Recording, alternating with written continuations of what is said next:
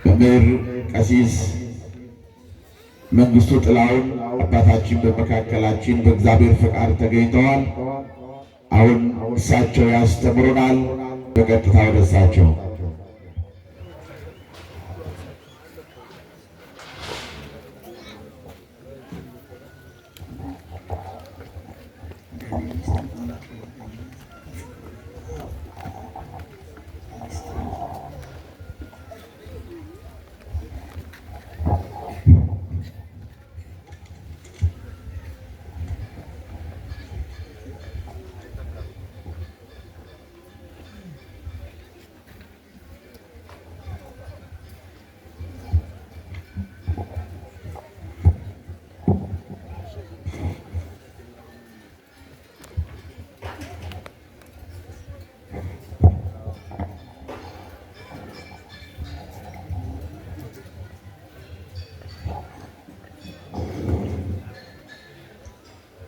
ተመስገን።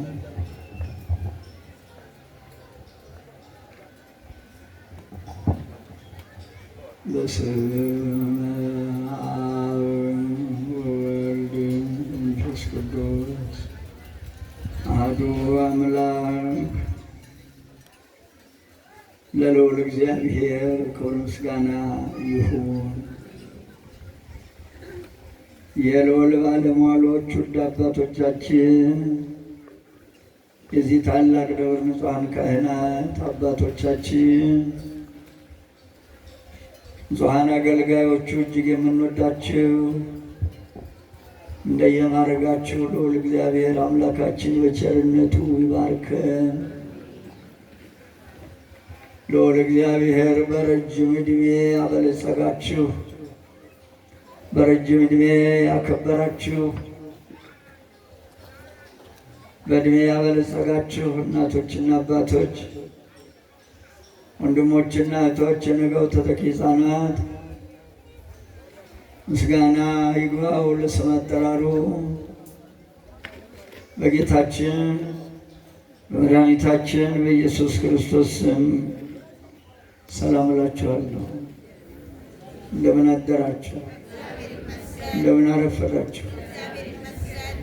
በቸርነቱ የጠበቀን እችን ዕድሜ ያደለን ዛሬዋ ዕለት ያደረሰን ከማናውቀው አደጋ የሰወረን እሱን የምናውቅበት አእምሮ የሰጠን እመቤታችን ፍቅሯን በልቦናችን ስሟን በአንደበታችን ያጸናልን ጌታ ክብርና ምስጋና እስከ ዘላለሙ ድረስ ለእርሱ ይሁን።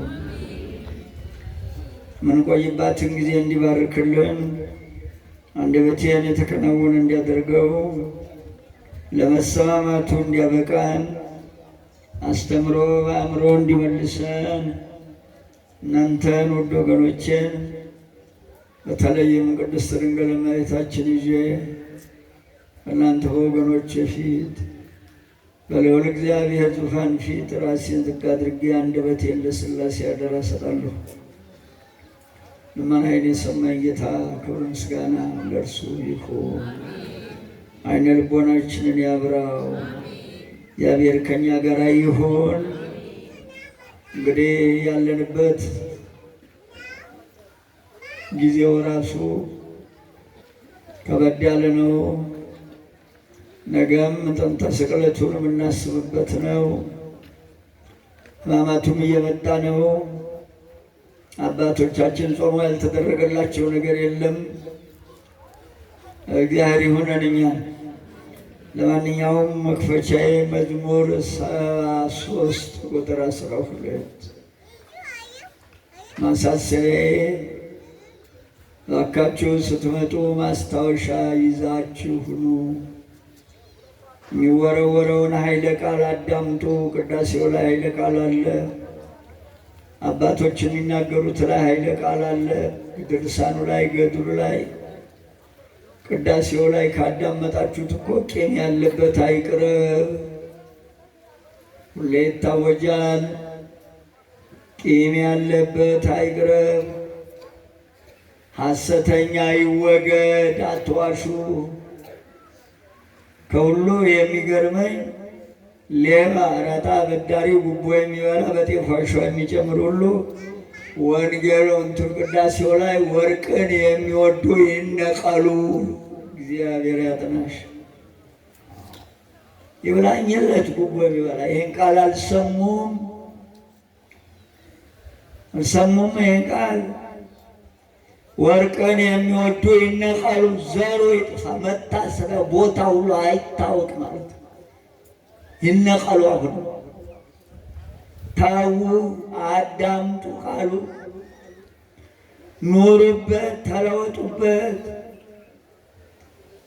ማስታወሻችሁን ያዙ።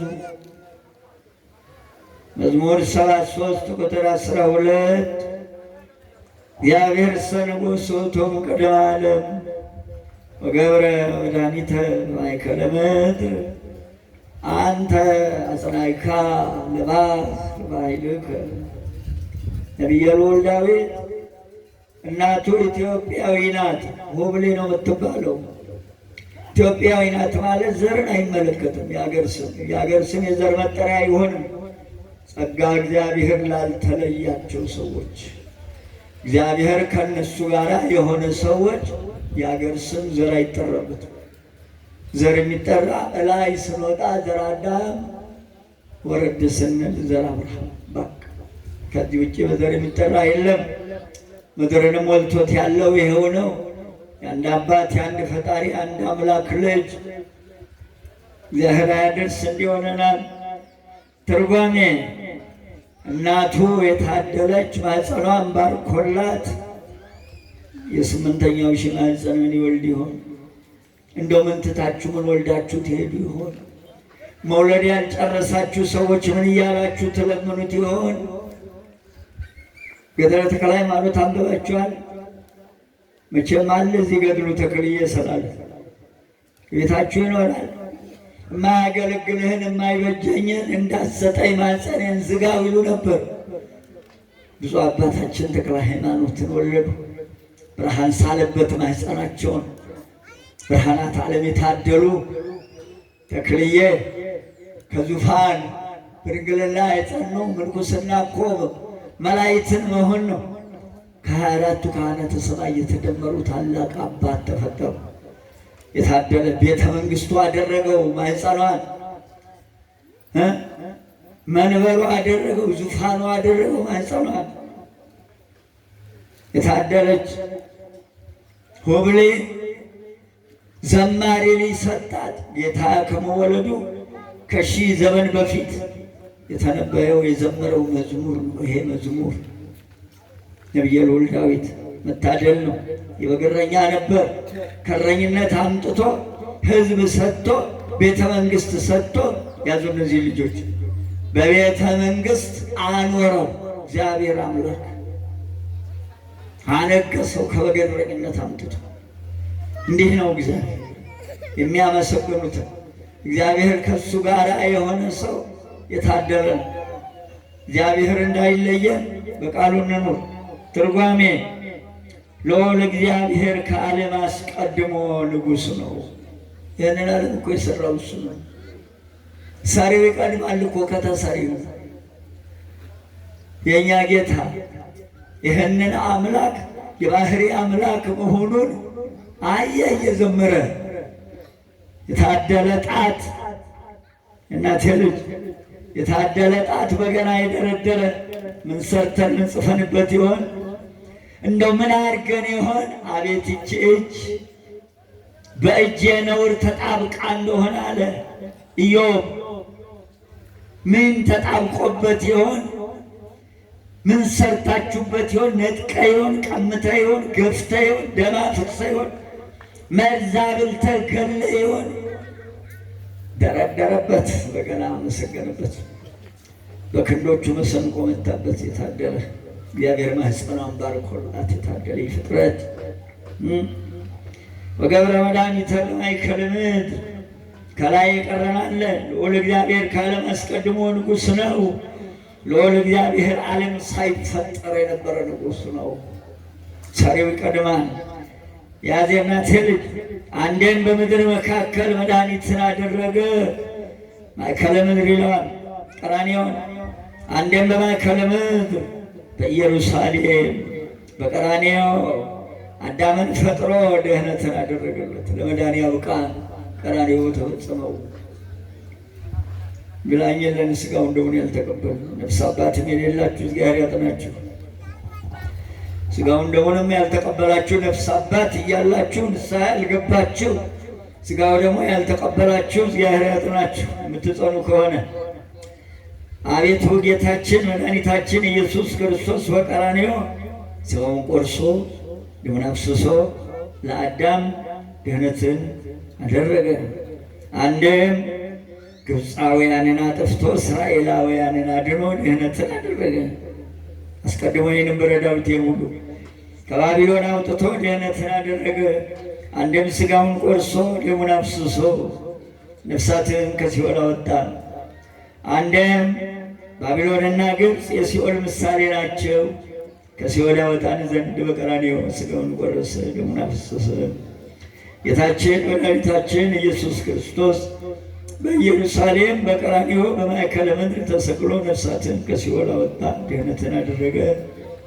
አንተ አጽናዕካ ለባሕር በኃይልከ፣ አንተ ባሕርን በኃይልህ አጸናሃት። አንድም ባሕረ እሳትን በካህሊነትህ ያጸናሃት አንተ ነህ ሲል ነው። አንድም ባሕር ያለውን በጥምቀት በመስቀል ዲያብሎስን ለዘላለም ድል እንነሳው ዘንድ ሰጠህ። ዳዊት ከዚህ ቆየ። ትቼው ነው። ለአብ ለወልድ ለመንፈስ ቅዱስ ምስጋና ይሁን። የእናቴ ልጅ የነገው ዕለት መጋቢት 27 ከባድ ቀን ነው። የእናቴ ልጅ በጣም ከባድ ዕለት ነው።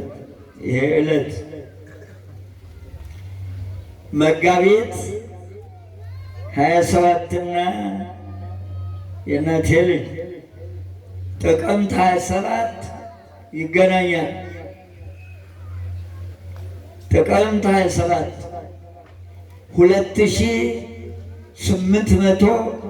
2885 ዓመተ ዓለም መጋቢት 27ና ጥቅምት 27 ይገናኛል። ጥቅምት 27 ኖህ ልጆቹ ሴም ካም ያፌትን ወልዶ የኖህ ልጆች ጠቅላላ እስከዚህ ዓመተ ዓለም ድረስ ተበታትነው አንዱ ወደ ምስራቅ፣ አንዱ ወደ ምዕራብ፣ አንዱ ወደ ደቡብ ሄደው ተለያይተው ቀሩ። ሁለቱ ሳይገናኝ ቀረ ዘሩ። መጨረሻ ሸመገሉ። ሽማግሌዎቹ ተፈላልገው ጋዛ ላይ ተገናኝተው ውሳኔ ወሰኑ። ውሳኔያቸው አንተ ወደ ምስራቅ፣ አንተ ወደ ምዕራብ፣ አንተ ወደ ደቡብ ሄድክ። ዘሩን አለያይተን ልንቀር ነው። የአንድ አባት የአንድ ማህፀን ልጆች ነን። ቋንቋችን አንድ፣ ሃይማኖታችን አንድ፣ አባታችን አንድ፣ እናታችን አንድ፣ ፈጣሪያችን አንድ። ከአንድ ማህፀን ወጥተን ዘሩ ተበታትኖ ይቅር። አንድ ነገር እናርግ። እንዴት እናርግ? እንዲህ እናርግ።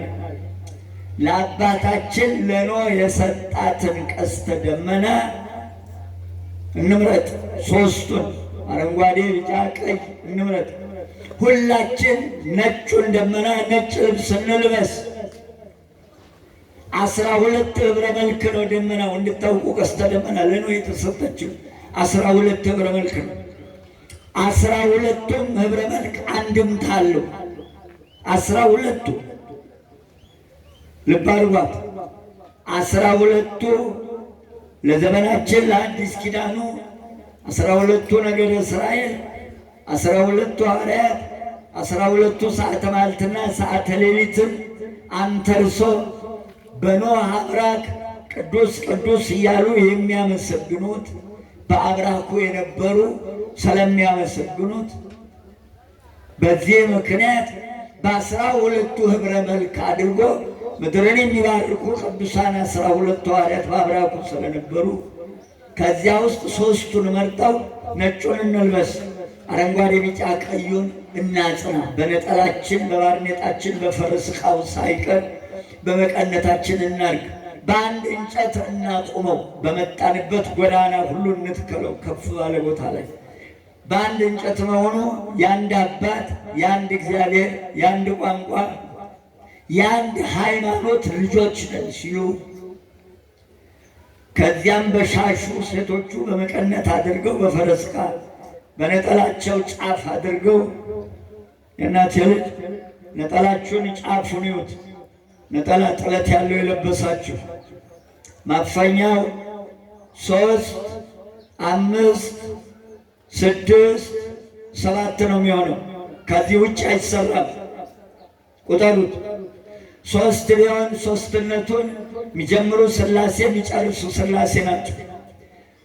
5 ቢሆን 5ቱ ቀነዋተ መስቀል፣ 6 ቢሆን ተርቤ አብልታችሁኛል፣ ተጠምቼ አጠጥታችሁኛል፣ 6ቱ ቃላተ ምጽአት፣ 7 ቢሆን በሰባተኛው ሱባዔ ዙፋኑን የዘረጋው በሰባቱ ዕለታት የሚመሰገነው አምላክ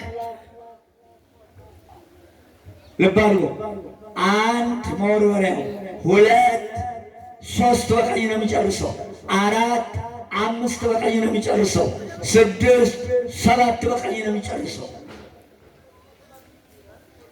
ስለዚህ ነጠላው በዚህ ሁኔታ ተሰርቶ ቀጥታ አረንጓዴ፣ ቢጫ፣ ቀይ በረጅም ተሰርቶ መጋቢት 27 ቀን በጋዛ እንገናኝ፣ አንተም ለዘርህ አውጅ እኛም ለዘራችን እናውጅ ብለው ባንዲራዋን ጠርዙን ይዘው በጀርባ ከታዘለ ሕፃን ውጭ ከዚህ በኋላ ብንለያይ ከሰማይ በ7 ምንጮች ቁልቁል የፈሰሰው የፈላ ውሃ ያቃጥለን ያንድደን።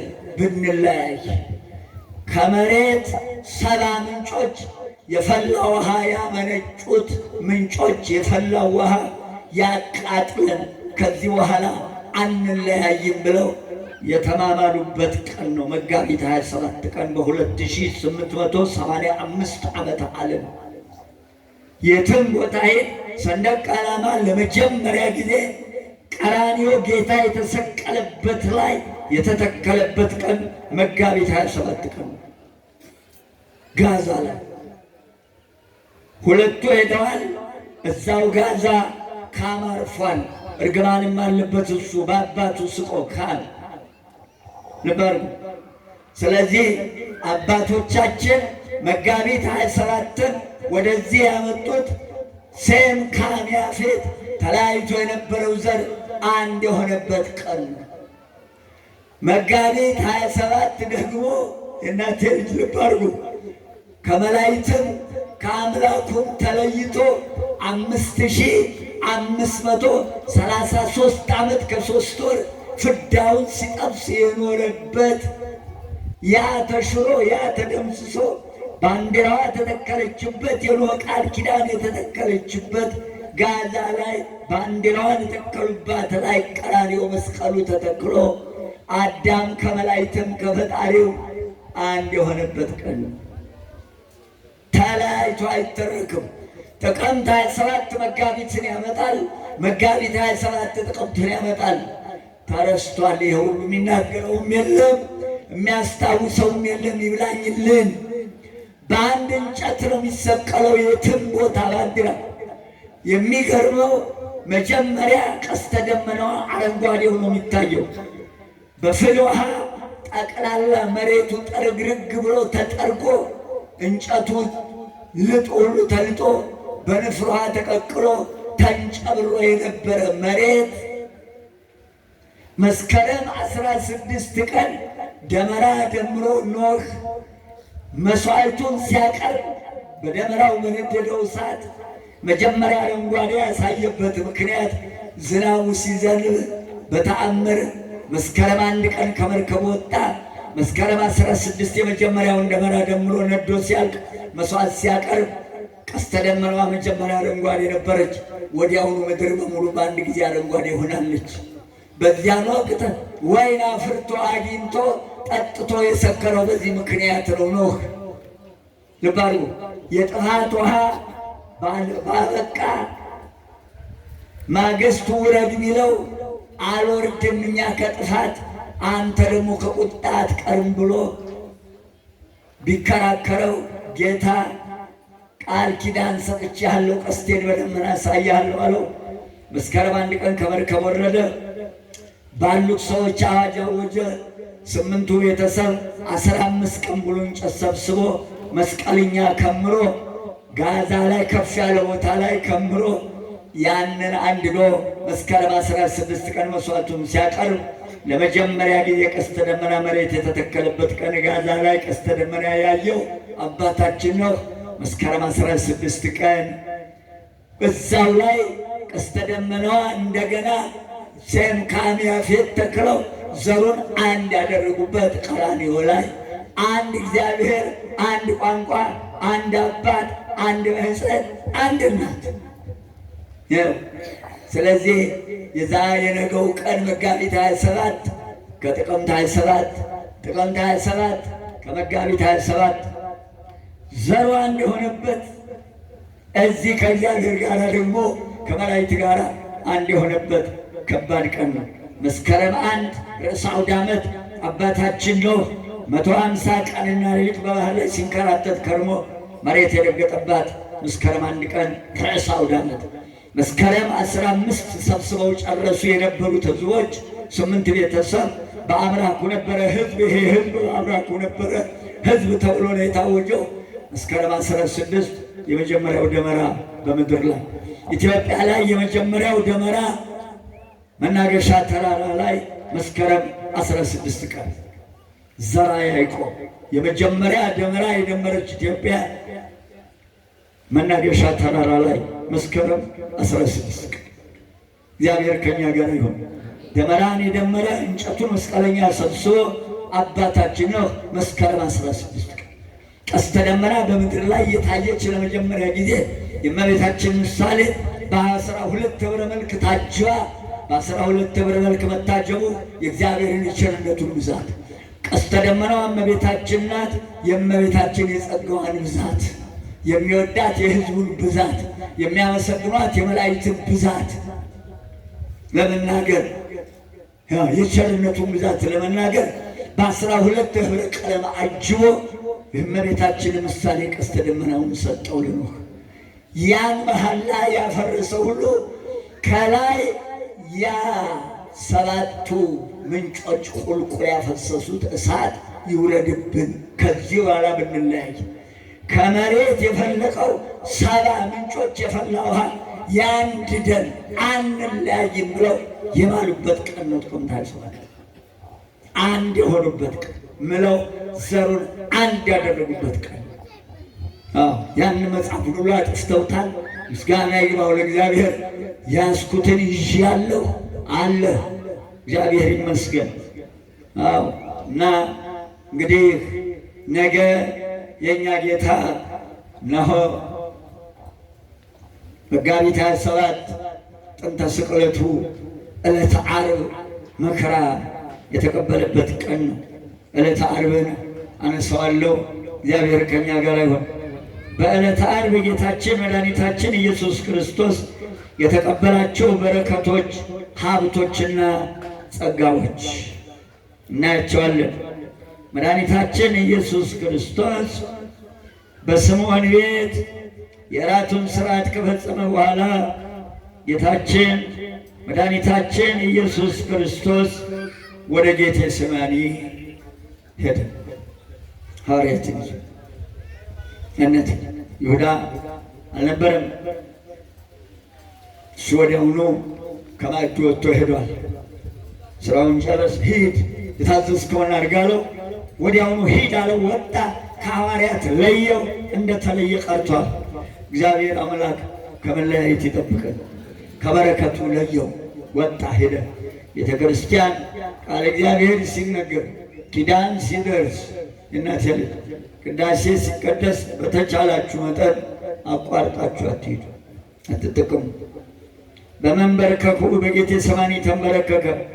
በመንበርከኩ የእኛ ጌታ በጌቴሴማኒ በአትክልቱ ቦታ በመንበርከኩ ዲያብሎስንና ሰራዊቱን የምናንበረከክበትን የምንቀጠቅጥበትንና ዲያብሎስን የምንረግጥበት ኃይልና ጸጋ ሀብት አድርጎ ሰጠን። እንዲሁም ተንበርክኮ በመጸለይ ፈተናውን ሁሉ ድል እንድንነሳ ዘላለማዊ ሀብትና ጸጋ አድርጎ ሰጠን። እሱ እንደተንበረከከ ተንበርክከን እንጸልይ።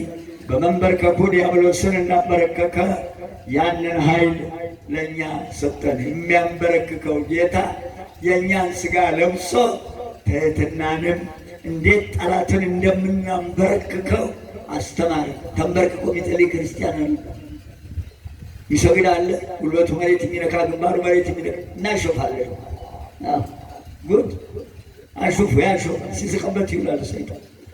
ተንበርክካችሁ ጸልዩ። ያዛል መጽሐፋችሁ። ቤተ ክርስቲያን ጸሎት ነው።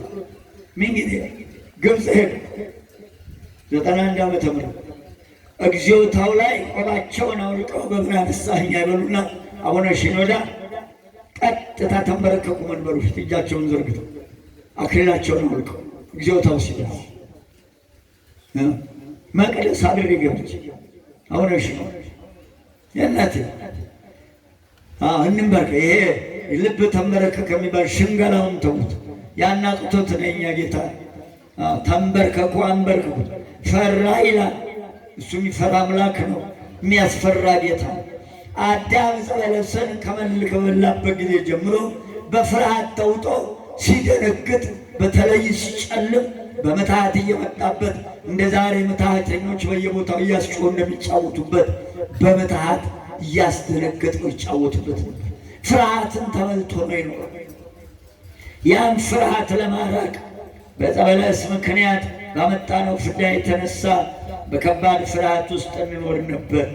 እርሱ የእኛ ጌታ በመፍራቱ ፍርሃታችንን ለዘላለም ከኛ አራቀን። አሁንም ፍርሃታችንን ያርቀው እግዚአብሔር። አትፍሩ እኛ ክርስቲያኖች። የሚያስፈራ አይደለም የእኛ ጌታ እኮ ምድርና ሰማይን የሞላ ጌታ እኮ ነው። መሀል እጁን እንኳን አልሞላንም። እዩት የሥላሴን ስዕል እንዴት እንደሚያስተምሩ በስዕል። ስዕል እኮ ማስተማሪያ ነው። ልብስ ላይ አይሰራም። እላው ላይ ምስል የሳሉበት አልባሳት አትግዙ። ነገር ያለው አትግዙ። አሽታችሁ ልታጥቡት ነው። ስዕል መናፍቅ ቀደደ ብለን ሲጨፍር ነበረ። መኪናው እየቆረጠ አይደለም ልብስ ሰፊው ሰፋው። ጭንቅላቱ ለብቻ፣ ክንፉ ለብቻ፣ እግሩ ለብቻ። እንዴት አድርጎ ሰፋው አልባሳቱን ልብሱን የሚሰፋ ሰው ተው። አላስተውሉ። መስቀል በሃይማኖት ላይ ይተከላል። ነቅላችሁ ጣሉ። እንዳለ ጥራት 4 ማዕዘን ያው መስቀል ይባላል። አትሮኑሱ ላይ ቀራንዮን እያየ እንዲያስተምር እዚህ ጋር ነው የምትደረገው። መስቀል እንድታው እታች አይደረግም።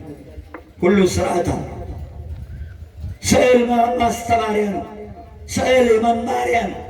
ስዕል የሥላሴ ምስጢር የሚናገር የሥላሴን የዘመን ብዛት የሚናገር ስዕሉ ቤቱ መካከል ላይ ነው። እንዲህ ነው የሚያየን አምላክ አባታችን። የሚያስፈራ አምላክ ነው። የሚፈራ አምላክ አይደለም። አትፍሩ። ምንም የሚያስፈራ ነገር የለም። አይምጣበት። ሁሉም ከመጣበት መጣበት ነው። የእኛ ጌታ ለደቂቃ አይኑ ከኛ ላይ የሚነቀል አምላክ ነው። በሱ ጥበቃ ነው ያለን። አንብቡት ዳዊትን። የሽፋሽፍቶቼ ሁሉ ኃይል አንተ ነህ። ያለሱ ፈቃድ መግለጥና መጨፈን የለም። የእኛ ጌታ ፍርሃታችንን ለመራቅ ፈራ ይላል። አሁንም ፍርሃታችን ያርቃል። ይህች ጽዋ ከኔ ትለፍ አለ ተንበርክኮ። አንብቡት ማቴዎስ ወንጌል 26 ምዕራፍ። ተንበርክኮ ይህች ጽዋ ትለፍ አለ። ሞትን በጽዋ መስሎታል። እያንዳንዱ ጽዋ እንዲታደል ሞት በጽዋ ለሁላችንም ይደርሰናል። እነሆ ይህች ጽዋ ከኔ ትለፍ ብሎ በየተራ እያንዳንዳችንን እየፈለገ ያጠቃንንና ሲያሰቃየን የኖረውን ሰይጣን ወይም የሞትን ስልጣን የመከራና የስቃይ ጽዋ ይህች ጽዋ ከኔ ትለፍ ብሎ ለዘላለም የሞትን ስልጣን አሳለፈልን። ክብርና ምስጋና ለሱ ይሁን። የዘላለም ሞትን ከኛ ያራቀበትን ጸጋ ሀብት አድርጎ አደለን። ክብሩ ይስፋ የኔ ጌታ። ትጉና ጸልዩ አላቸው ሐዋርያትን። ተመልሶ ተኝቶ አገኛቸው። ተግተን በመጸለይ ዲያብሎስ የሚያመጣብንን መከራና ስቃይ እንዴት እንደምናሸንፈው አስተማረን። በረከትና ጸጋ አድርጎ ተግቶ መጸለይን ሰጠን። ተግታችሁ ጸልዩ። አዘነ ይላል፣ ተከዘ ይላል። በማዘኑ በመተከዙ ማቴዎስ 26 ማርቆስ 14 አንብቡት። በዕፀ በለስ ምክንያት አዳም አባታችን ያመጣውን ሐዘንና ትካዜ በእርሱ ሐዘንና ትካዜ በአዳም ተገብቶ ለእኛ ለዘላለም ሐዘንና ትካዜን መቅረቱን ከእኛ መወገዱን ሐዘን መደምሰሱን ሀብት አድርጎ ሊሰጠን የእኛ ጌታ አዘነ። ቀጥሎ የዮሐንስ ወንጌል ላይ እዩት። አልዓዛርን እንደሚያስነሳው ያውቃል። እንደሚያስነሳው እህቱ ስታለቅስ አብሯት አፈሰሰው ይላል፣ አለቀሰ ይላል። የኔ ጌታ የመጣው በሞት ምክንያት በዕፀ በለስ ምክንያት ያመጣውን ሞት ከእኛ ለማራቅ የመጣ ስለሆነ ልብ አድርጉ። ለቅሶንም አስተምሮናል። ሰው ሲሞት ድምፅ አሰምቶ ማልቀስ ክልክል ነው። ልብ አድርጉ። አፈሰሰው ነው የሚለው ቆሞ። ስለዚህ 5500 ዘመን ያለቀሰውን አዳም አባታችንን ሐዘኑንና ለቅሶውን አርቆ ደስታ ገንዘብ ሊያደርግልን የእኛ ጌታ አፈሰሰው ነው። ክብር ይግባው። ተጨነቀ ይላል፣ ተሰቃየ ይላል። ኢሳይያስ 53ንም አንብቡት። ወበቁስለ ዚአሁ ኀየወነ ቁስለነ ይላል ኢሳይያስ 53 ቁጥር 4 ላይ በመጨነቁ የዕፀ በለስ ዕዳ ያመጣብንን ጭንቅና መከራ በእርሱ የሞት ካሳነት ጭንቀታችንን አርቆ እነሆ የእኛ ጌታ ጭንቀታችን ከእኛ ማለፉን ከእኛ መወገዱንና መራቁን ለመንገር ሀብት አድርጎ ለመስጠት ተጨነቀ ይላል። ጭንቀትን ከእኛ አርቆ እረፍትን ጸጋን ሀብት አድርጎ ሰጠን። ክብር ምስጋና ይግባው። የሚያስጨንቀንን ሁሉ እነሆ ለእርሱ አሳልፎ በመስጠትና አለመጨነቅን በተድላ በደስታ እሱን እያሰብን መኖርን ገንዘብ አድርጎ ሰጠን። ክብር ምስጋና ይግባው። በፊቱ በምድር ላይ ወደቀ ይላል፣ በግንባሩ ወደቀ ይላል፣ ተንበረከከ ይላል። ማቴዎስንም ማርቆስንም እነሆ የእናቴ ልጅ ሉቃስንም 22 ምዕራፍን አንብቡት። እነሆ በፊት ወደቀ፣ ከወደቅንበት ሊያነሳን፣ ከወደቅንበት የሐዘን የመከራ አረንቋ ሊያወጣን፣ ዲያብሎስን ለዘላለም ድል ነስቶ ዲያብሎስ እኛን እንደጣለ ወድቆ እኛን ከውድቀታችን ለማንሳት እርሱ ስለኛ ወድቆ በግንባሩ ተደፍቶ ጸለየ ይላል። በዛች በጌቴሴማኒ እኛን ያነሳን ዘንድ እነሆ እኛ ተነስተን የምንቆምበትን ኃይልና ጉልበት ገንዘብ አድርጎ ሰጠን። ክብር ምስጋና ይግባው። ተያዘ ይላል። በመያዙ እኛን በዲያብሎስ እጅ ከመያዝ ለዘላለም ነፃ ወጥተን የምንኖርበትን ጸጋ ሰጠን። አሁንም ከዲያብሎስ እጅ ያውጣን መድኃኔዓለም ክርስቶስ። ይብላኝላቸው መድኃኔዓለም ክርስቶስ እንዲህ ተሰቃይቶ መከራ በሥጋው ተቀብሎ ከመያዝ ከታሰርንበት ያስፈታንን አጋንንት እየላኩ ምትሃት ሟርት እያሟረቱ ለሚያስሩ ሰዎች ሌላ ምንም አይገርመኝም። እንደው ይህንን ትምህርት ብለው የሚማሩ ሰዎች፣ ይህንን የሚያስተምሩ ሰዎች ስራቸው ይነቃል፣ ዘራቸው ይጥፋ። ይህን ትምህርት ብሎ የሚማር የሚያስተምረው ይህን በወገናቸው ላይ አጋንንት እየላኩ የሚያስሩ፣ አጋንንት እየላኩ የሰው ትዳር የሚያፈርሱ ነፍሳቸው ትፍረስ እርኩሶች። ይህን ትምህርት ብሎ ይማራል ሰው። የአጋንንት ትምህርት ክርስቶስ መያዛችንን በዲያብሎስ እጅ የፈታንን ነፃ ያወጣውን ሕዝብ እንደገና አጋንንት እየላኩ የሚያስሩ ጨካኞች ናቸው። ጨካኝ ይላክባቸው። ለእነዚህ ምሕረት አይለመንም። ምሕረት የሚለመነው ለሌላ ነው። ልቦና ስጠው የሚባለው ለሌላ ነው። ልብ ለሚሰጠው ሰጠዋል እሱ። ጨካኝ በመያዙ እነሆ እኛን በዲያብሎስ እጅ ከመያዝ ለዘላለም ነፃ የምንወጣበትን ጸጋ ገንዘብ አድርጎ ሊሰጠን በጨካኞች እጅ ተያዘ። ዕለተ ዓርብ ታሰረ። ወዲያውኑ አሰሩት፣ ያዙት፣ አሰሩት። በመታሰሩ በዕፀ በለስ ምክንያት በዓመት ካመጣነው ኃጢአትና የዲያብሎስ እስራት ፈቶ ዘላለማዊ ነፃነትን፣ ኃይልን፣ ጉልበትን፣ ሀብት አድርጎ ሰጠን። ክብር ይግባው የኔ ጌታ። እነሆ በመዋረዱ ተንበርክከን በመዋረዱ ተከብረን በእርሱ ውርደት ክብር የምናገኝበትን ጸጋ ገንዘብ አደረገልን። እሱ ተዋርዶ እኛን አከበረ። እሱ ወድቆ እኛን አነሳ። እሱ ታስሮ እኛ ተፈታን። ዕለተ ዓርብ አስቡት፣ ከባድ ቀን ነው። ይህም ሁሉ ውለታ ለመመለስ ይህም ሁሉ ውለታ የምንመልሰው ሥጋውን ደሙን በመቀበል ብቻ፣ ሌላ ምንም የምንሰጠው ዋጋ የለም።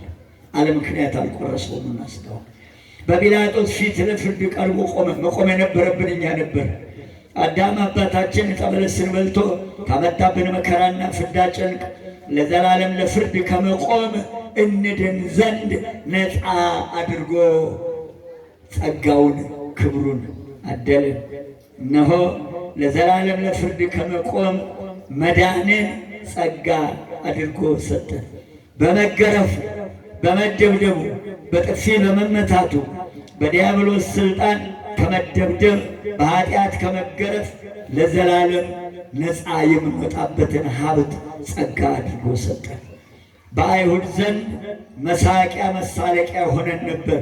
በእርሱ አብነት ወይም በእርሱ የሞት ካሳነት እኛን ከዲያብሎስ መሳቂያና መሳለቂያ መዘበቻ ከመሆን ለዘላለም ነፃ አውጥቶ በቸርነቱ ዋጋ ሰጠን።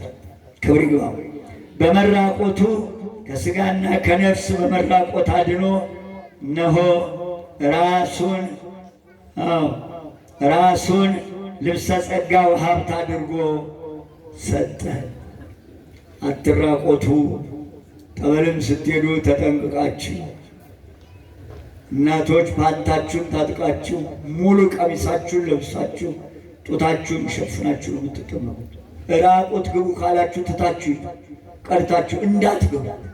አንደኛ ያ አጥማቂው ሰው የእናቴ ልጅ አደራ የምላችሁ ለመሆኑ ጡቷ ሜዳ ላይ ጠጉሯ ዛታይ ሁለመናዋ ራቁቷን ነው። ጠበሉ ሲያልፍባት ማብራት ካለ ያንጸባርቃል። ይህ ሰውዬ ከምኞት ጾር ይድናል። በዓይኑ አይቶ የተመኛትን አመነዘረባትን። ማቴዎስ አመነዘረባት። በቃ ተግባር ነው። መንፈስ ቅዱስ ይወርዳል። ዝሙት የሚሰሩ ሰዎች ጋር እግዚአብሔር ያጥናቸው፣ እግዚአብሔር ያጥናቸው። በአርባ ቀን ያሉ ሕፃናት ራቁት የሚጠመቁበት ምክንያት ከዛ በፊት መንፈስ ቅዱስ አላደረባቸው። እነሆ ከተጠመቅበት ሰዓት ጀምሮ ሜሮኑን ሲቀባ ሙሉ መንፈስ ቅዱስ ስለታተመ ከዚያን ጊዜ ጀምሮ ራቁት መሆን አይቻልም። ኀፍረት አይገለጥም። ኩፋሌ 5 ቁጥር 5 የሰው ልጅ ኀፍረቱን እንዳይገልጽ በሰማይ ጽላት ተጻፈ። ጽላት አለ በሰማይ 11 ምዕራፍ ቁጥር 19 ላይ ዮሐንስ በሰማይ ያለው መቅደስ ተከፈተ፣ ታቦቱም ታየ። እነሆ ምድር መናወጥ፣ መብረቅ፣ ነጎድጓድ ሆነ ይላል። ጠብቆ ከመራቆት ያድነን ዘንድ ተራቆተ። እኛ እኮ የክርስቶስ አካል ነን። የክርስቶስን አካል አሁንም ራቁትን ፈሪሳውያንና ጸሐፍት ናቸው። ራቁትን የምትሉ ሰዎች ጸሐፍት ነን፣ ፈሪሳውያን ነን። እናንተ የክርስቶስ አካል ናቸው፣ ክርስቶስን ለብሳችኋል ይላል። አሁን የምናራቁተው ክርስቶስ ልብሱን የሚገፉት ሰማይ ተናወጠች፣ ጨረቃ ደም፣ ፀሐይ ጨለመች፣ ከዋክብት ረገፉ። 7 ተአምራት ተፈጽመዋል። መጋቢት 27 ያንን አይተው ያመኑትን ይቅር ሲል ያላመኑትን ፈርጄባችኋለሁ አለ። አማላጅ ብለው ገደል ገብተዋል። አማላጅ አይነገርበትም። መድኃኒዓለም ክርስቶስ የባሕርይ አምላክ ሊፈርድ ሊያድን የተበደለውን ሊያስክስ የበደለውን የእናቴ ልጅ ሊፈርድበት እንዲክስ ሊያደርግ የመጣ ነው። የእናቴ ልጅ ሊለምን አይደለም የመጣ። ለሁለት ነገር ብቻ ነው የመጣው። አንደኛ ለማዳን፣ ሁለተኛ ትህትናውን ለመግለጽ ከላይ ሳይጎድል ከታይ ሳይጨምር ነው የእኛ ጌታ በባህሪ አምላክነቱ ስራውን ይሰራል። ከባህሪ አባቱ ጋር አባቶ እያለ ሶስትነቱን የእናቴ ልጅ ሥላሴ ማለት እኮ ሶስት ማለት ነው። ሥላሴዎች አይባልም። ግሩም ድንቅ ከአእምሮ በላይ የሆነ ሶስትነት በአካል ሶስት በመለኮት አንድ በባህሪ አንድ ፈጽሞ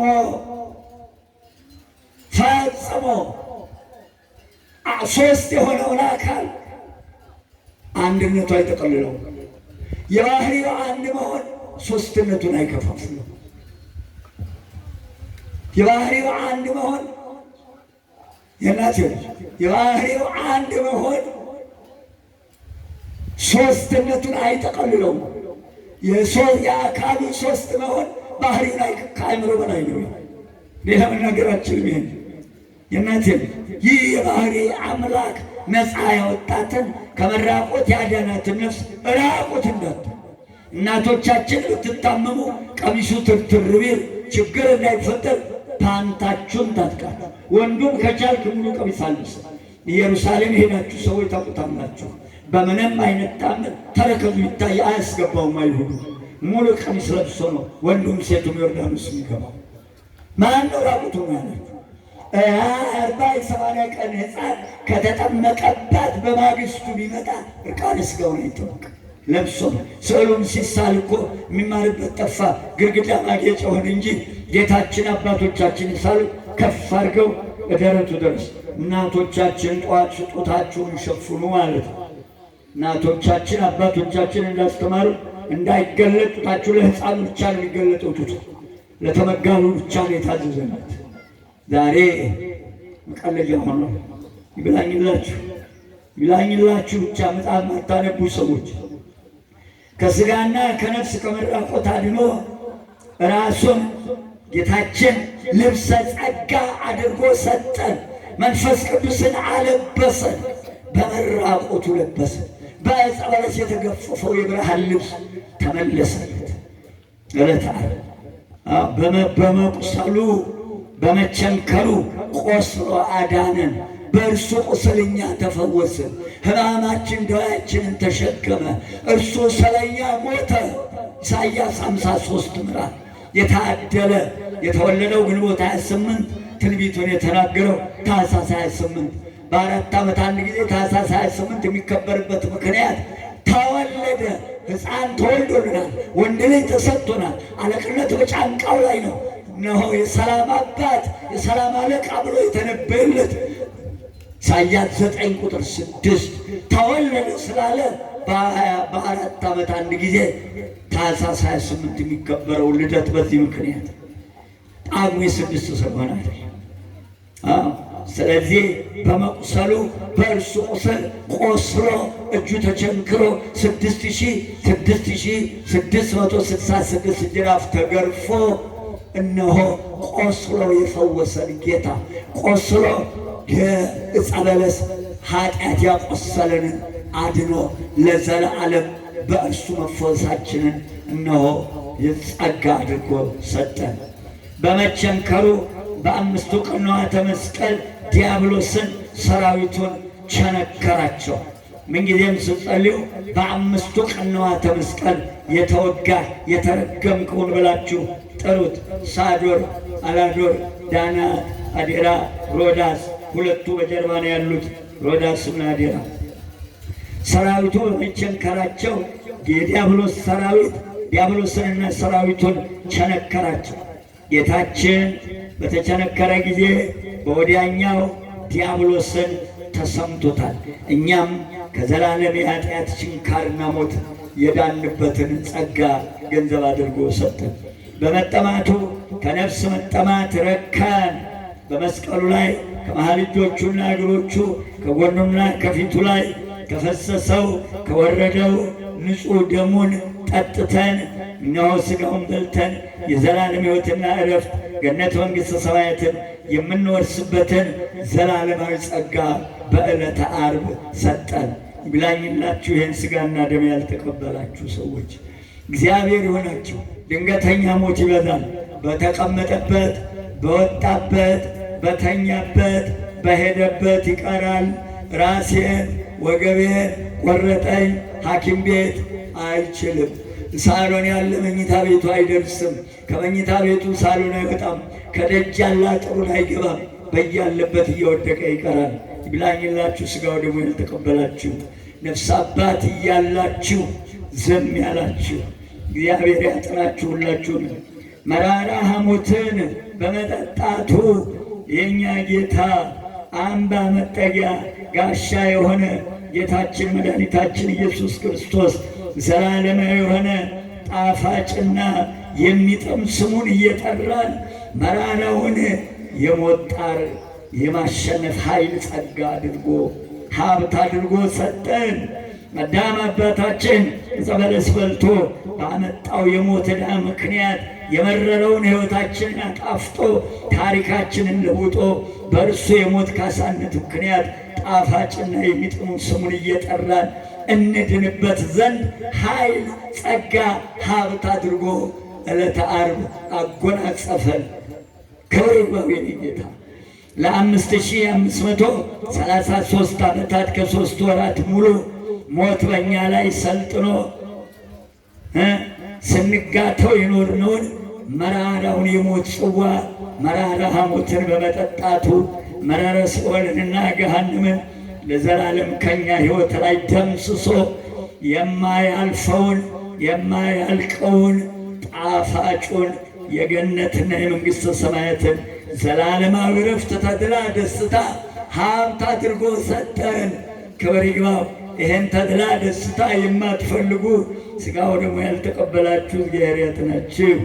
መድኃኒታችን አምላካችን ጌታችን ኢየሱስ ክርስቶስ በቸርነቱ ስለኛ በከፈለው የሞት ካሳነት በመስቀል ላይ ባፈሰሰው ደሙ ዘላለማዊ የሆነ ጣፋጭና የሚጥም ሕይወት የምናገኝበትን ሥጋውን ደሙን ሀብት አድርጎ ሰጠን። ክብር ለሱ ይሁን።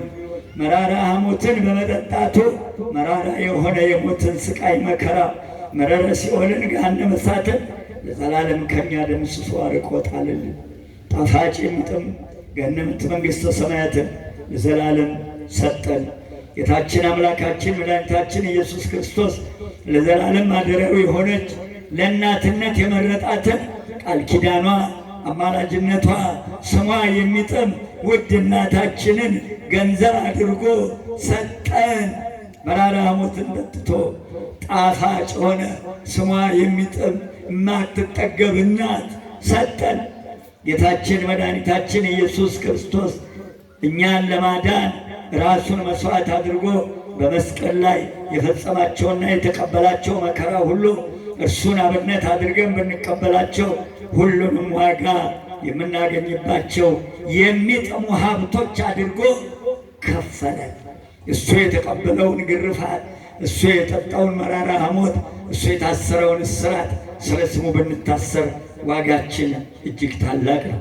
ጌታችን አምላካችን መድኃኒታችን ኢየሱስ ክርስቶስ መጋቢት 27 ቀን በዕለተ ዓርብ እኛን ለማዳን ራሱን መሥዋዕት አድርጎ ያቀረበበትን ቀን በ12ቱ ሰዓተ መዓልትና በ12ቱ ሰዓተ ሌሊት በትጋት እንድናስብ የሚጥም ጣፋጭ ጸጋና ሀብት አድርጎ ያለማቋረጥ ይህንን ዕለት እንድናስብ ሰጠን። አንድም ልዑል እግዚአብሔር በቸርነቱ ንግበር ሰብአ በአርአያነ ብሎ በመልኩ በምሳሌ የፈጠረውን ደጉ ጌታ መድኃኒታችን ኢየሱስ ክርስቶስ ከልጅ ልጅ ተወልጄ አድንሃለሁ ብሎ የገባለትን ቃል ኪዳን ይፈጽምለት ዘንድ ዕለተ ዓርብ በዛው ባለበት ልክ 6 ሰዓት 5 ሰዓት ተኩል ባለበት 6 ሰዓት እጅግሩ ተቸንክሮ ልዑል እግዚአብሔር የእኛ ጌታ መድኃኔዓለም ክርስቶስ ክብርና ጸጋ ለአዳም አባታችን አደለልን። ስሙ ለዘላለም የተባረከ ይሁን። በዕለተ ዓርብ በቀራንዮ ተራራ ላይ የእኛ ጌታ ሥጋውን ቆርሶ ደሙን አፍስሶ የተራበ የተራበበት ምክንያት ደግሞ ይህን ቃል የእኛ ጌታ ሥጋውን ቆርሶ ደሙን አፍስሶ የተራበ የሚጠግብበትን የተጠማ የሚረካበትን በኃጢአት ፈረስ ተቀምጦ ሲጋልብ የነበረ ወድቆ የተሰበረ የሚጠገንበትን በኃጢአት የረከሰ የሚቀደስበትን የሚነጻበትን የዓለም ሁሉ ፈጣሪ ጌታ ንጉሠ ነገሥት መድኃኔዓለም ክርስቶስ ሁሉ ወደ እርሱ መጥቶ በነፃ ይመገበው ዘንድ ይህንን የሚጥብ ታላቅ ድግስ ሰርግ ደግሶ እኛን ወደዚህ ሰርግ እንድንገባ ጸጋ ሰጠን። በሉ የታደላችሁ ወደ ሰርጉ ግቡ፣ በሉ ጠጡ፣ ጥገቡ፣ ታጠቡ። ግን መጀመሪያ ይህንን ለሁላችን ዘላለማዊ ሕይወትና ክብር የምናገኝበትን ድግስ ደገሰልን። ከዚህ ግብጫ የሚበልጥ የሚጥም ምን አይነት ሰርግና ድግስ አለ? ክብር ይግባው ለእሱ። ይህን ጸጋ የሰጠን ጌታ ይብላኝላችሁ፣ ከዚህ ጸጋ ይራቃችሁ።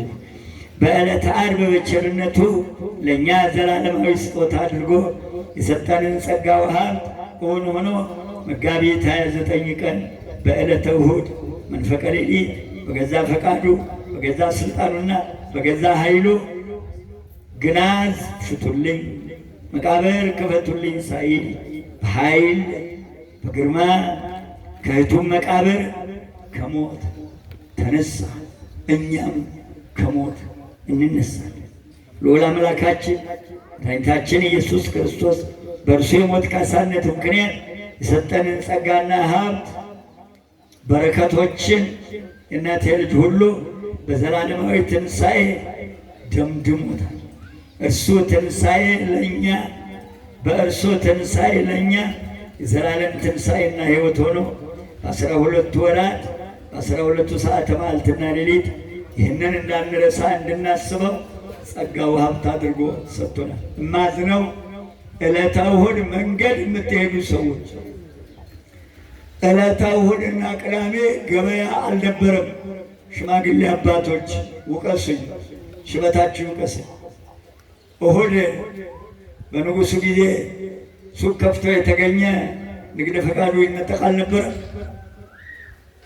እውነት ነው ውሸት? ሽማግሌዎች አላቸው አይደለም? እስቲ እውነት ነው የምትሉኝ አባት? እግዚአብሔር ይመስክርላችሁ። ልብ አሉ። ዕለተ እሑድ ሱቁን ከፍቶ የተገኘ ይነጠቅ ነው። ዛሬ የቤተ ክርስቲያኗ ሱቅ ታቦት ቆሞ ይዘጋል። ሕዝቡን አነሳ እግዚአብሔር ወደ መሰለህ ሕዝብ ነሳ እግዚአብሔር። ጠቡ የመጀመሪያ ጠቡ ቋንቋ መለወጥ ነው። ሁለተኛ ሕዝብ መንሳት ነው። ነገሥታቱን ካህናቱን ሕዝብ ይነሳል። ከዚህ በኋላ በጎችን እናንተ አትጠብቁ ማለት ነው። ሕዝቅኤል 34 ምዕራፍ አልጠበቅንም እንደሚገባ። ጴጥሮስ ትወደኛለህ አለው። እንደወድ አንተ ታውቃለህ። ዘዳግም 6 ምዕራፍ አምላክህን በፍጹም ልብህ ውደድ። ያን የጠየቀው በሕገ ኦሪቱ ይህን ተብለሃል። እንደዛ አምላክህን ውደድ እንዳለው አምላክህን ትወደኛለህ ወይ ብሎ እኮ ነው የጠየቀው። ሁለተኛ ጠየቀው በፍጹም አካልህ ውደድ ነው የሚለው ዘዳግም 6 ምዕራፍ አንብቡ ከቁጥር 4 ጀምሮ። በጎችን ጠብቃለሁ፣ ቀጥሎ ጠቦቶችን ጠብቃለሁ። ሶስተኛ ሲጠይቀው አዘነ። ሶስተኛው ምንድን ነው የሚለው? በፍጹም ኃይልህ አምላክህን ውደድ አለው። በፍጹም ኃይልህ ነው ወይ የምትወደኝ እኮ ነው ብሎ አዎ፣ እንግዲያው ይሄ ከሆነ አለው በፍጹም ልብህ በፍጹም አካልህ በፍጹም ኃይልህ ከወደድከኝ ይኸው የሞትኩለትን ሕዝብ በፍጹም ልብህ በፍጹም አካልህ በፍጹም ኃይልህ ውደደው። ጠቦቶቹን፣ ሕፃናቱን፣ ሽማግሌውን ለምን ጠቦቶቹን ወጣቶቹን፣ በጎቹን ሽማግሌና አሮጊቶቹን፣ ግልገሎችን ሕፃናቱን ጠብቅልኝ። እንዲህ ብሎ አደራ የሰጠውን ሰው እንቀልድበታለን። እንቀልድበታለን። ዕለተ እሑድ አሁንም ትንሣኤ ናት፣ አትለወጥም። ዘላለም ትንሣኤ ናት። ይብላኝላችሁ ሥጋው ደግሞ ያልተቀበላችሁባት፣ ይብላኝላችሁ የነገዳችሁባት፣ የሸጣችሁባት፣ የገዛችሁባት። ታያላችሁ አሁን ጉዞ እየተባለ ይንጋጋል፣ የሚከለክል የለም። እሑድ ጠዋት ይሄዳሉ። ታምራን ያሰማ አባ ጴጥሮስ አባ ሚካኤል በእኛ በምንባት ገጽተናል ብለዋል። እዛ ሲደርሱ ጉዞ ቦታ ሲደርሱ ቅዳሴው አልቋል። ታምሮ የለም ምን የለም። እዛ አጋንንት ሲያስጨፍረው እዛ የቀበሩት ምትሃት አለ። ሲጮህ ብሎ ተመልሶ ይመጣል። ሌላው ጥምቀት ተብሎ ካህን ገብቶ የማያጠምቅ ከሆነ እንዳትገቡ። ውሃ ቤታችሁ አለ አይደለም? ካህኑ ላይ ነው ኃይሉ ያለው። ድውይ ፈውሱ፣ ለምጽ አንጹ፣ ሙት አንጹ፣ ዕውር አብሩ ብሎ ሙሉ ስልጣን ሰጥቶት ካልተጠቀመ ውሃውን ቀርታችሁ ውሃማ ቤታችሁ አለ። ካህኑ ሲኖር ነው ኃይል ኖሮት የምትገኙት። አጥምቁ ነው ያለው። ደዌዎችን ፈውሱ ነው ያለው። ታምሜ ጠይቃችሁኛል። የመጀመሪያው ጥያቄ ተርቤ አበልታችሁኛል። 6ቱ ቃላት መጽሐፍ መቀለጃ አይደለም እኮ ይሄ። ይብላኝለት በሕዝብ የቀለደ ሕዝብ ያስለቀሰ ሕዝብ የማይሰማ ወዮለት የሞትኩለትን ሕዝብ በጎችን ሽማግሌና ውጊቱ ግልገሎችን ወጣቷን ግልገሎችን ሕፃናቱ በጎችን አባቶችና እናቶች ጠቦቶችን ወጣቷን እንዲህ እንደምትወደኝ ከሆነ እንዲህ አድርገህ ጠብቅ ብሎ ነው አደራ የሰጠኝ መድኃኔዓለም ክርስቶስ። እንድንቀልድበታል። አስተውሉ። ቅዳሜና እሑድ ሰርግ፣ ቅዳሜና እሑድ ንግድ ደርግ፣ ቅዳሜ ሰርግ፣ ግንቦት ሰርግ ደርግ የመሰረተው ጦስ ልባል። ሰርጉ እሑድ፣ ማክሰኞና ሐሙስ ነበር። ለዚያውም በየመናፈሻው ሲንከራተቱ ይውሉና በ7 ሰዓት ወይ በ6 ሰዓት ይጠራል። የተጠራው ጥሩን አክብሮ እዛው ቁጭ ብሎ ወጡ ቀዝቅዞ ቆጮ ክንችር ብሎ እዛ እንትን ብሎ እንጀራው ጠውልጎ 10 ሰዓት ይመጣሉ። አሁን መምህር ገሌ ወይም ገሌ ለ10 ደቂቃ ያስተምራል። ቀልድ ጋብቻን ያህል ነገር 10 ደቂቃ ትምህርት አተውጡም እንዴ? ለ10 ደቂቃ ነው እንዴ ሰርግ? መና በሌላ ጊዜ አትነሳም? ሰርጉን የደገስከው ፎቶ ለመነሳት ነው። እግዚአብሔር ያደረ 7 ሰዓት ጠርተህ እንደው እራስህ ቁጭ በል፣ የሚመጣውን ተቀበል ብድግ እያላችሁ ሙሽራ ይነሳል ነገሩ። ከዚያ ልክ ያልከው ሰዓት ሲሞላ በቀጥታ የሚመጡት አባት ጸሎት አድርገው አንድ ዝማሬ ተዘምሮ በደንብ 2-3 ሰባኪያን ስለ ጋብቻ ያስተምሩ። ከዚያ በኋላ ዝማሬ ሲጀመር ከመቀመጫቸው እንዳይነሱ ሙሽሮች ምን ላደርጉ በየተቀላቀሉ እዚህ ዓለማዊ ዘፈን ይመስል እዛ አብረው የሚዘምሩት ማን ያዘዙ? ከየት የመጣ ስርዓት? አይነሱም። ካህን ሲመጣ ብቻ ነው ከመቀመጫቸው የሚነሱ። አይነሱ። ይሄን አይደገም። የምታስተካክሉትን አስተካክሉ። ጋብቻ መቀለጃ አይደለም። ሌላው እሑድ፣ ቅዳሜ መንገድ የምትሄዱ ሰዎች እግዚአብሔር ይሁናችሁ፣ እግዚአብሔር ይሁናችሁ። የዓርብ ውሃ ሲባል አልሰማችሁም? ገዳም የምትሄዱ ሰዎች ዓርብ ግቡ፣ ሰኞ ኪዳን አድርሳችሁት ዕጣኑን አሽትታችሁ አባቶች በሰላም ግቡ ይበሏችሁ። ከዚህ ውጭ እሑድ፣ ቅዳሜ መንገድ የምትሄዱ ሰዎች የማን መነገጃ መጫወቻ የመርካቶ ዘይት ቅባ ቅዱስ ሆኗል። በዛ ላይ ቆቡ ያለው መርካቶ፣ ሻሹ ያለው መርካቶ፣ መቋም ያለው መርካቶ፣ ካባ ያለው መርካቶ። አቤት ጉድ! አቤት ጉድ! አቤት ጉድ! አቤት የመርካቶ ቆብና ሻሽ ጉድ! አይበሉት፣ መልሶ ነው የሚበላቸው ገንዘቡ። በዚህ ሕዝብ ላይ ያለምንም ምክንያት ገንዘቡን ለበላ ወዮለት። መልሶ ሰዓት ሆኖ ከ7 ትውልድህ ነው የሚያጭደው። በግፍ የሰበሰብከው ገንዘብ መልሶ ነው የሚበላ። በሽተኛ ነው የሚሆነው። አጠመቅኩ ብሎ ወይም በሽተኛ አዳንኩ ብሎ በነፃ በከንቱ የተቀበላችሁትን በከንቱ ስጡ ነው የሚለው ማቴዎስ 10 ምዕራፍ። የእናቴ ልጅ አጠመቅኩ ብሎ ገንዘብ የበላና ጌታን የሸጠ ይሁዳ አንድ ናቸው። ይህን እንድታውቀው። አጠመቅኩ ብሎ አዳንኩ ጸሎት አረኩ ብሎ በዳነው ሰውዬ ገንዘብ ከበላ ይሁዳ ጌታን እንደሸጠ ይሁዳ ነው። አጥማቂ አይቀጠርም። የደብሩ ካህናት ናቸው ማጥመቅ ያለባቸው። አይቀጠርም አጥማቂ። በተራ በፕሮግራም ሰኞ መምሬ ገሌ መክሰኞ ያደግኩበት ነው የምናገር። በዛ አሁን እስከ ልካለፍ መጫወቻ አይደለም። ይሄ ህዝብ እኮ ጋሻ ነው። ይሄ ህዝብ እኮ ጥላ ነው። ይሄ ህዝብ እኮ ምግብ ነው። ይሄ ህዝብ እኮ ምርኩስ ነው። ቢደገፉት አይወድቅም። ህዝብን የሚሰማ የታደለ ነው። የታደለ ህዝብ ካህናትን ይሰማል። የታደለ ካህን ህዝብን ይሰማል። የእናቴ ልጅ ንጉሡ ሰሎሞን ምንድን ነው ያለው? በዙፋን ላይ አስቀመጠው። ምን እንድሰጥ ትፈልጋለህ አለው። ልዑል እግዚአብሔር ሆይ ህዝብ ቁጥሩ እንደ ምድር ትቢያ ነው። ይሄ ህዝብ ታላቅ ነው። እግዚኦ እንዲህ ብለህ ተቃለህ አንተ። ህዝብ ታላቅ ነው ብለህ ተቃለህ። ይሄ ህዝብ ታላቅ ነው፣ ቁጥሩ እንደ ምድር ትቢያ ነው። ለመሆኑ በዚህ ታላቅ ህዝብ ፊት ማን መቆም ይችላል? እኔ መቆም አልችልም።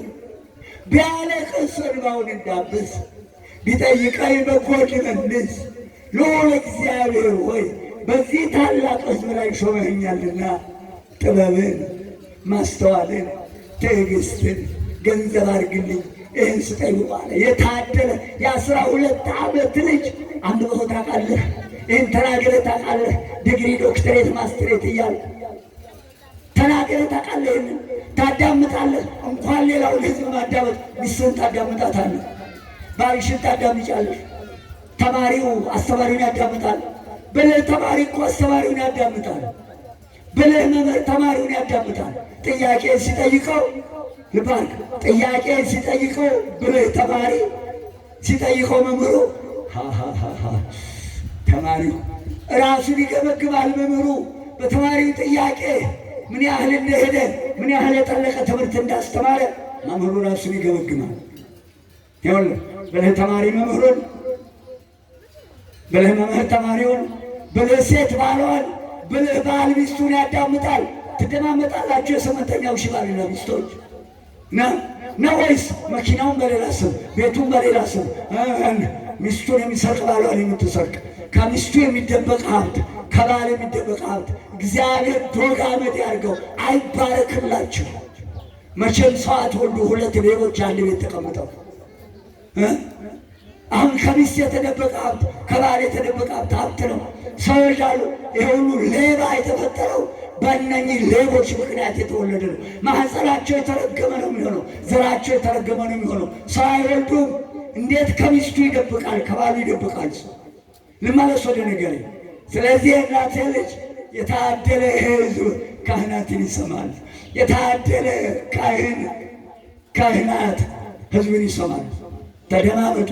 ህዝብ ታላቅ ነው። ህዝብ አይቀለድበትም። እናገለግል ከሆነ በስርዓት እናገልግል፣ አለዛ ተዉት።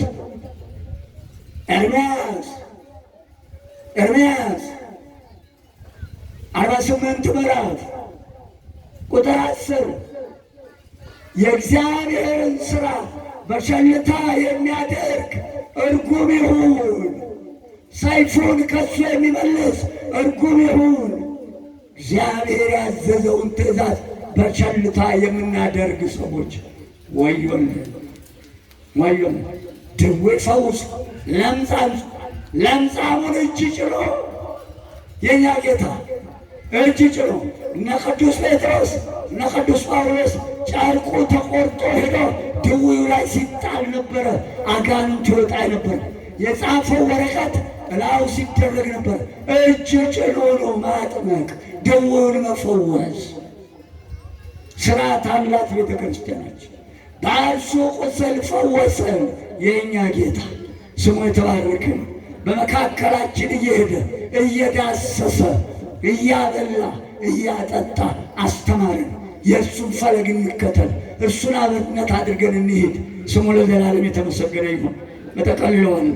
ስለዚህ የእኛ ጌታ መድኃኒታችን ኢየሱስ ክርስቶስ በዕለተ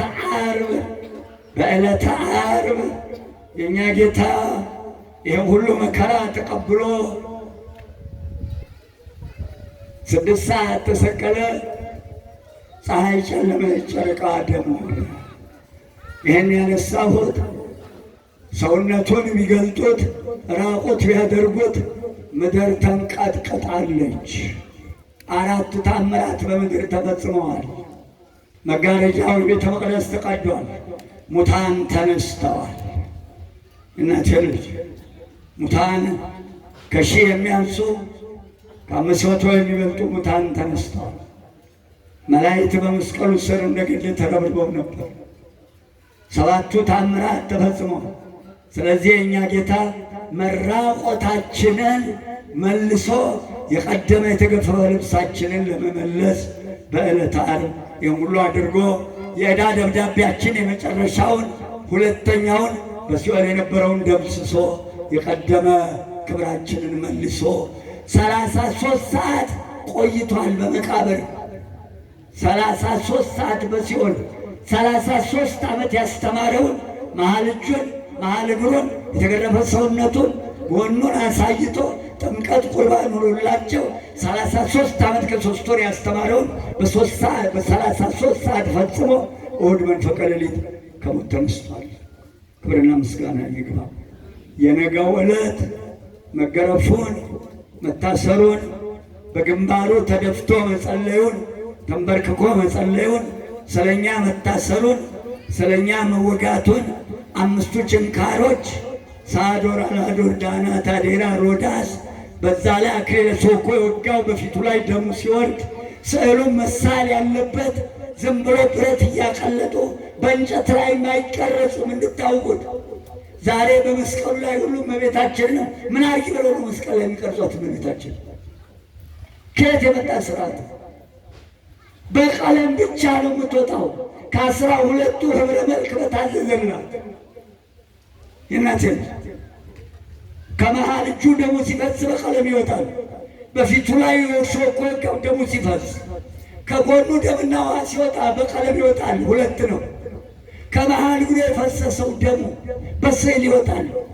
አይቻልም። በወርቅ አቅልጦ በብር አቅልጦ በፕላስቲክ አቅልጦ ችንካሩ ስዕል አይሰራም። ሥላሴ ቤተ ክርስቲያን 4 ኪሎ ከላይ ጣዖት ከታይ ታቦት አስቀምጠው የሚናገር የለም። አይቻልም። መጀመሪያውንም እንዲህ ያለ ቅርጽ አይሰራም። በደንብ በደህና የተሰራውን የካ ሚካኤልንም ኮልኩለውበታል። የጣዖት አይነት እስጢፋኖስንም እዛው እያስተማርኩ ነው የገጠሙበት። ጎላ ሚካኤልን እዛው እያስተማርኩ ነው አንቁቶ የገተረበት። ቦሌ ሚካኤልን ፕላስቲኩን የገተረበት አይኔ እያየ ነው። ይብላኝላችሁ ብቻ መጽሐፉን ማታነቡ ከትእዛዝ የወጣችሁ የእግዚአብሔርን ቸል ሥራ በቸልታ የሚያደርግ እርጉም ይሁን። ኤርምያስ 48 ቁጥር 10 ቸል ብላችሁ በራሳችሁ ፍዳ እንዳታምጡ። እኛ ጌታ በዕለተ ዓርብ ያደረጋቸው የፈጸማቸው እነዚህ ይመስላል። ስለዚህ የነገውን ዕለት ይህን እያሰብን ጠቅላላ ሕማማቱን ይህን እያሰባችሁ እንድታሳልፉት ጾሙ የሚያዘው ጤነኞች የሆናችሁ ሕመም የሌለባችሁ አቅማችሁ የቻለ እስከ ምሽቱ 1 ሰዓት ነው ጾሙ ከዋክብት እስኪታይ።